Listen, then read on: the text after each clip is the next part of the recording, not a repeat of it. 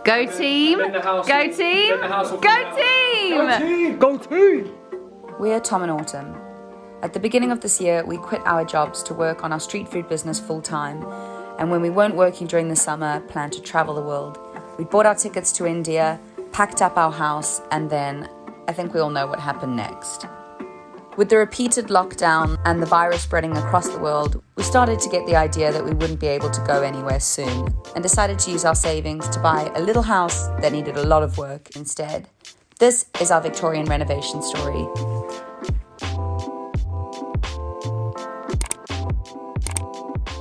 Hello, welcome or welcome back. So on the agenda today, we're just going to be looking around the house, really getting to grips with exactly what it is we want to do in every room, which I will take you through. And then I got this. I got a sander. So for the staircase going from downstairs to upstairs, it's just a really thin room going up. I want to be able to incorporate some black and some darker colors, but because of how narrow and dark the room is, I don't want to do anything crazy with the walls. So I'm thinking I want to change the banister for the stairs black, and then I'd like a gallery wall going up the stairs with black frames. But before you can paint a banister, you have to sand it.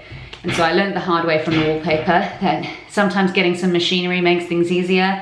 So for Tom's birthday, very selfishly, one of his presents was a sander, which I'm gonna get cracking with. First, let me show you around the house, show you our plans, and then let's move on to this. On my lips,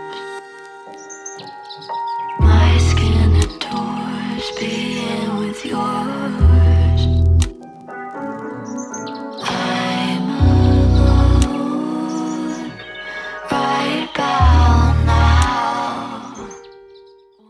So on the list of things to do, this we were going to get rid of, and then I saw a blog post where someone had actually done an upcycle of this exact fireplace and it looked amazing. But yeah, this is definitely on the list. We're wanting to remove this chimney breast, but we are now keeping the chimney breast in a lounge. So definitely gonna give it a go.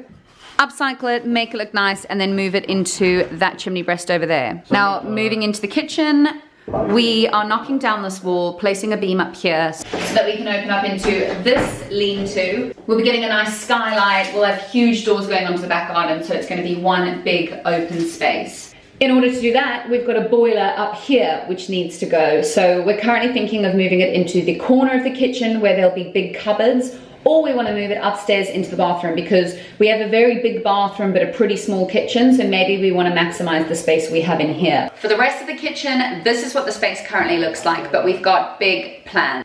This is going to be the sink area. This is what we're thinking. Floor to ceiling cupboards here. We'll be closing up that door. This is the opposite side of the kitchen, so we're wanting to do the same. Floor to ceiling cupboards just here, that will look like this. This is where our fridge will be integrated. Then we'll have a little bit of a prep space and our oven and stove. As I said, this area is getting knocked through, so we'll then just continue having cupboards either side and kind of wooden shelving on top. We're thinking cupboards at the side of the kitchen that you walk in, and then to maximize the light streaming in from the back, we'll have open shelving and no upper cabinets whatsoever. I read that for narrow kitchens, and our kitchen is narrower than 3 meters, you don't want any cabinets at the top, as that kind of encloses the whole space and makes it feel a lot darker.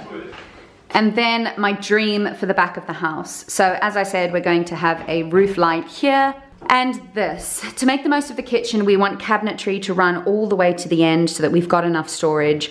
But what I also really wanted was bifold doors or doors that completely opened up to the garden. So because that's not an option, the goal is to have cabinets going as far as they go, a door that makes the most of the gap between the cabinets, and then we want our windows to come all the way down to meet the end of the units. By having floor to ceiling windows and doors, I think it's really going to open up the space and let in all of that south-facing light, which we are so crazy about.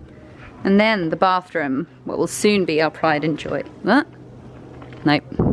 And then the garden, what will soon be our pride and joy. It's so sunny right now, which is lovely. You can really see how much light the garden gets. So looking towards the back of the house, this will be the back of the kitchen that I described earlier, maximizing the use of glass and a roof light at the top to get a lot of light.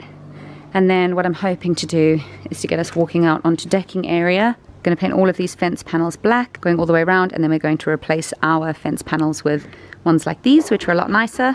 We're hoping then having a black wooden shed will tie everything together quite nicely. To the side of the shed, we can have a little barbecue area, and then a lovely outdoor sofa set up here. So, the bathroom. For this room, our plans are just to gut absolutely everything and start all over again. The majority of this bathroom has been here, I believe, since the 50s, so it's lacking in that refined touch, I would say. We came here last weekend and measured absolutely everything up. I think me from last weekend explained this a little bit better, so I'll jump to that. Measuring the bathroom, we're just going to draw it up, and then all of the little bits of information that we definitely want to know when we're home. 119. 119 still. Oh, square. 122. 30.8. 85? 85. About 85, yeah.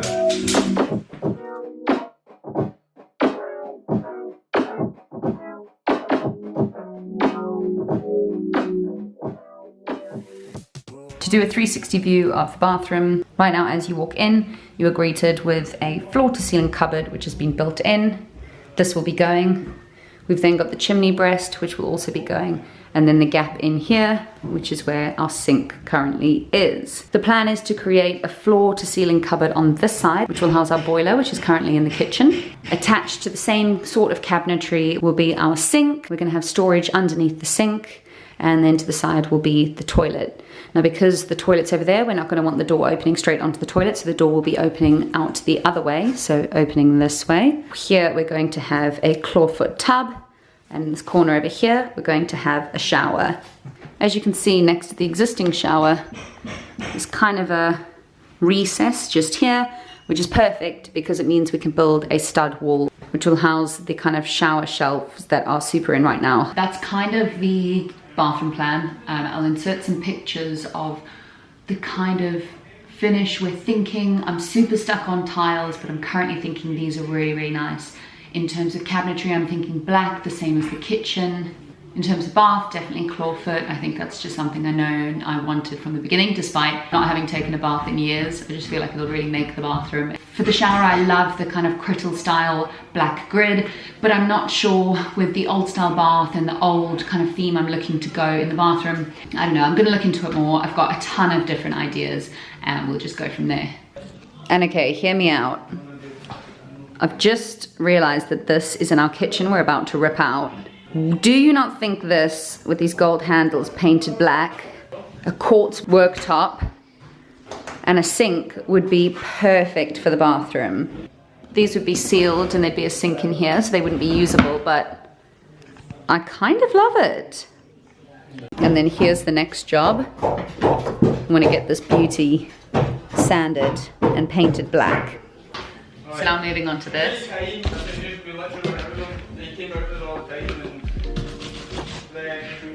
I'm so excited.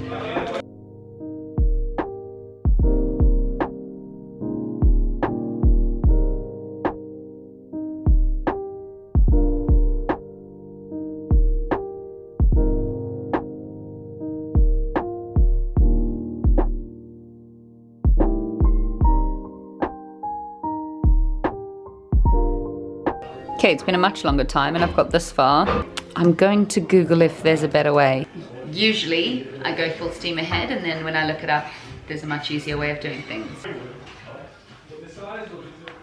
Paint remover, not sanding. We'll try this another day. Tom, I looked it up. You should not be sanding without a mask. If it's an old house, it's probably lead paint. You're joking. Oh. As you can see, not a huge load done today, but it's just kind of setting ourselves up for when work really starts to go ahead. But I hope you like the ideas.